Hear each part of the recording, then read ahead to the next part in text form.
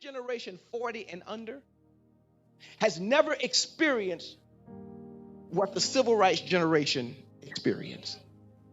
But because God is fair, y'all got to go through something that you ain't never gone through. You can't avoid it. I want Jesus to come back real soon. I really do. But if he does not, there's coming a season of tribulation. And the tribulation is going to be on this wise. Systems of this world we used to depend on are no longer going to work. So what are we going to do when the systems that we depend on are no longer available? In Isaiah chapter 58, God said, you're going to be called the repairers of the breach.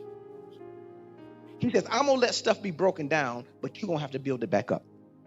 Let me ask every man in here, what's your personal vision?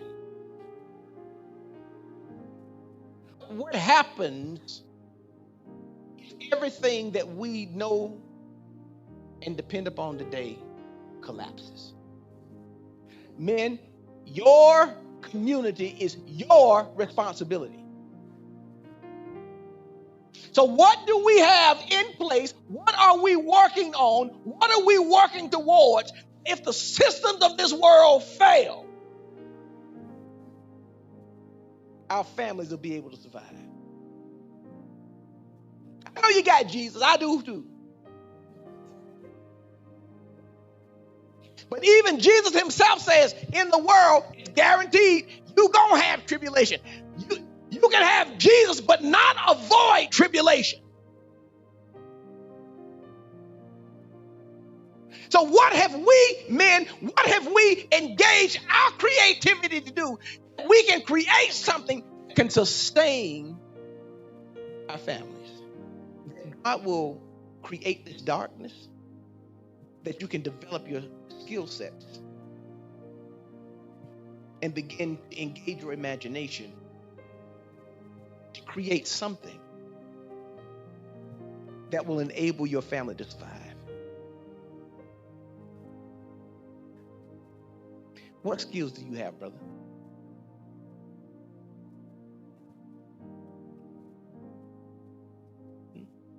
Not only what is your dream, but what skills have been developed?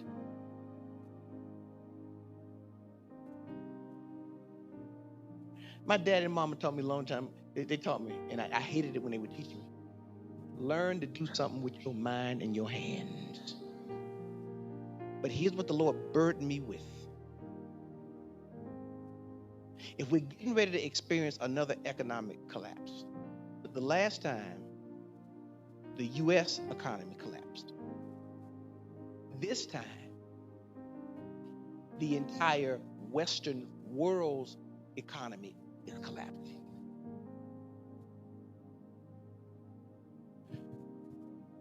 So what's our plan?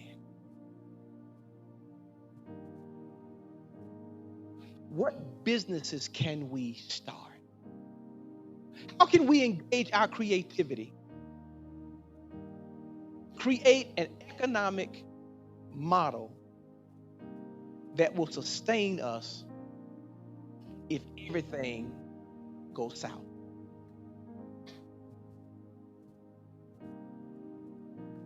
Well, I got 20 years on my job and I ain't got nothing to worry about.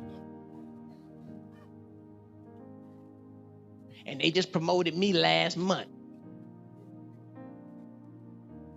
And I'm like, got the favor of God on my life. Joseph had it too. And for 14 years, his favor was tested in slavery and in prison. He was always on the top of the bottom. The top of the bottom ain't nothing to brag about. So sometimes your favor will not exempt you from going through what you got to go through. And I'm not beating up on brothers. I'm really celebrating you. I'm celebrating your creativity. I'm celebrating your strength. I'm celebrating your love for your family. I'm celebrating all of that. But what happens if you walk in tomorrow and they tell you your services are no longer needed? You know what at will means? I can fire you at will for any reason, no explanation.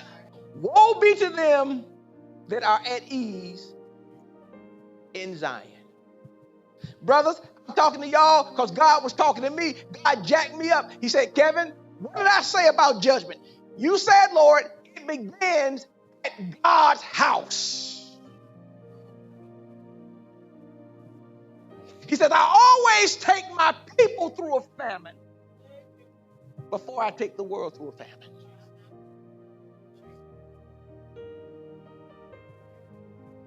So before Joseph goes to Potiphar's house, he spends time in a pit that's dry, that's empty, no water, no food. Sounds like a famine to me.